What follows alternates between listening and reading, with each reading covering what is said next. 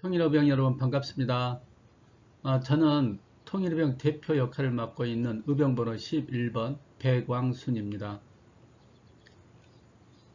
폭염과 코로나를 잘 이기고 계시겠죠? 모두 건강하시리라 믿고 이렇게 랜선으로나마 여러분을 뵙게 되어 반갑습니다. 먼저 통일의병은 수건사업이었던 소식지가 발간된 것을 축하드립니다. 그리고 이 소식지가 발간되는 과정에서 주도하시고 준비해 주신 박경수 홍보국장님께 진심으로 감사드립니다. 네, 아마 통일의병 소식지는 격월로 발간될 계획인 것으로 알고 있습니다. 저도 격월로 우리 의병 여러분과 정세복이라는 코너로 찾아뵙도록 하겠습니다. 오늘은 제1편 심각한 북한 식량난에 대해서 우리 의병들과 함께 이야기를 나눠보도록 하겠습니다. 북한은 지난 7월 13일 UN 고위급 정치포럼 화상회의에서 자발적 국가별 검토 보고서라는 것을 처음으로 발표를 했습니다. 이 보고서에 따르면은 올해 곡물 700만 톤 생산 계획이 차질을 빚고 있다고 밝혔습니다. 그리고 2018년 495만 톤 생산 이후 최근 10년간 최저치를 기록했다고도 덧붙였습니다. 바로 코로나19 봉쇄로 비료 등이 공급이 되지 않아서 올해 아마 이 전문가들은 절반으로 줄어들지 않겠느냐 이렇게 진단을 하고 있습니다. 현재 북한은 식량난, 필수의약품 부족, 그 다음에 식수난을 겪고 있습니다. 그리고 UN 식량농업기구라는 것이 있습니다. 그곳에서 발표한 내용을 따르면요. 올해 북한의 곡물 부족 수요를 110만 톤으로 예상했습니다. 농업기구는 수입분 20만 톤을 제외하면 85만 8천 톤이 부족하다. 그리고 8월부터 심각한 식량난에 직면하게 될 것이라고 경고를 했습니다. 현재 북한 장마당 쌀값은 어떤지 한번 살펴보도록 하겠습니다. 지난 6월 20일 통일연구원 발표 내용입니다. 지난 10월 시장 환율이 급락한 이후 낮은 수준을 유지하고 있음에도 물가가 상승세를 보이는 등 불안한 상황이라고 보고서는 밝히고 있습니다. 쌀 가격이 킬로그램당 0.5에서 0.6달러, 그러니까는 킬로그램당 5, 600원이었던 거죠. 이게 최근 들어서 0.9달러에서 1.4달러, 그러니까는 뭐 1000원에서 1500원까지 급등을 한 거죠. 그만큼 쌀 공급량이 적다는 이야기입니다. 이 말은 돈이 있는 사람들은 먹고 살 수 있지만 돈이 없는 사람들은 사실상 살기가 너무 어려운 그런 상황이라는 걸 예측할 수 있습니다. 김정은 노동당 총비서도 6월 15일 당 중앙위원회 전원회의죠. 전원회의에서 지난해 태풍 피해로 알곡 생산 계획에 미달한 것으로 하여 현재 인민의 식량 형편이 긴장해지고 있다. 이렇게 시인을 했습니다.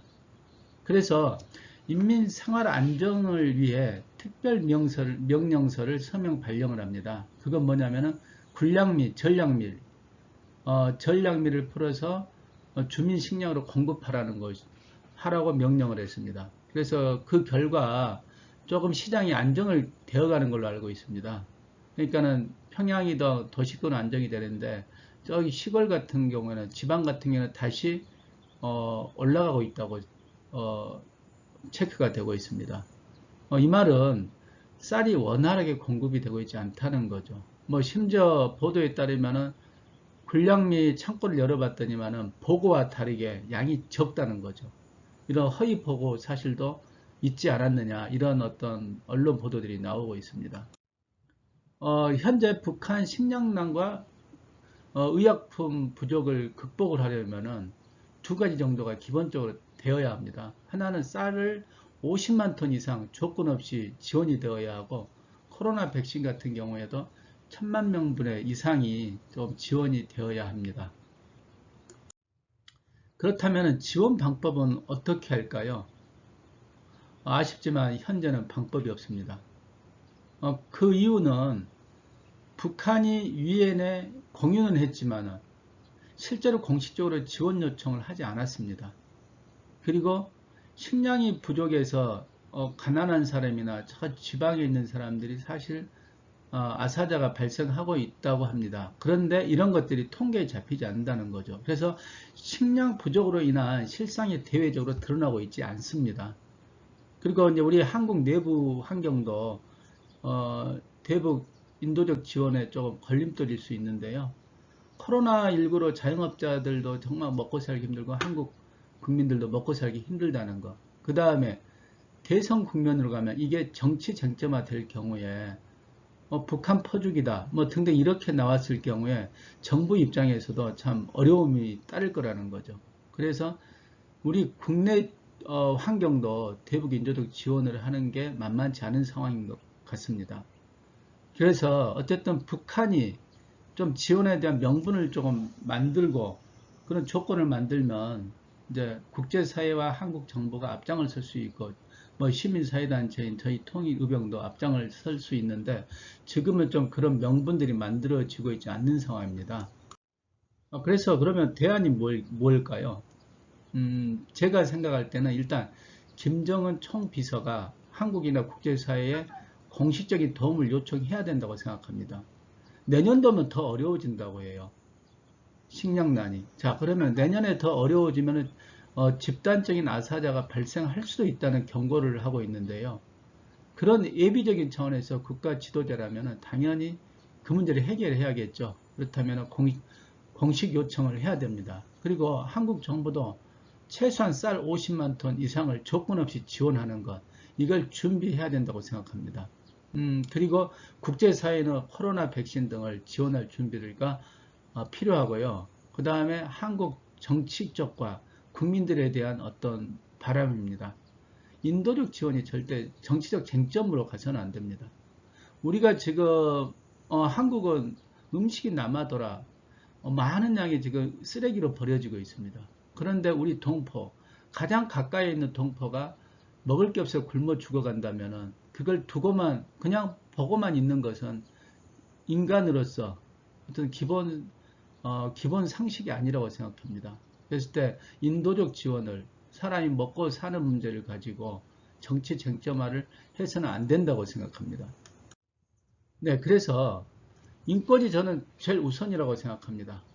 자, 그래서 북한과 대화를 추진해야 됩니다. 한국 정부와 미국은 실제로 인도적인 문제를, 인권 문제를 가장 중요하게 생각하죠.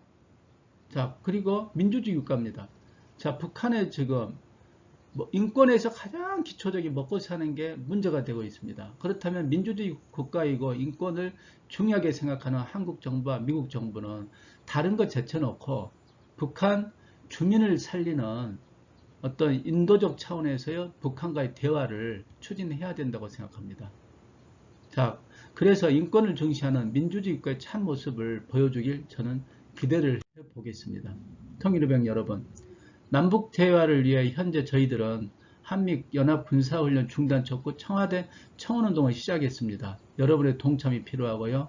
그리고 계속 지금 진행되고 있는 한반도 종전 평화 캠페인에도 여러분들의 적극적인 참여를 요청드립니다. 만일 인도적인 길이 열리면 우리 통일의병이 2년 전에 북한 어린이 돕기 옥수수를 지원을 했습니다. 1억 원을 저희가 지원을 했죠.